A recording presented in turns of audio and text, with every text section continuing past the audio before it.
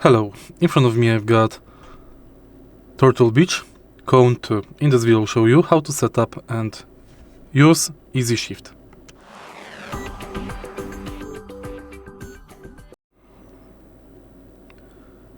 Easy Shift is a special function on your mouse thanks to which you can add completely new layout of buttons. To use it, press Easy Shift button located under your thumb. Now let's go to Turtle Beach Swarm 2 and select your mouse. Go to Easy Shift and now select button. Select new function for the button from the right side of the screen.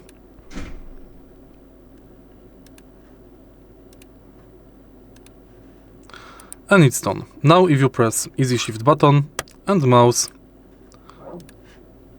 you will use the function.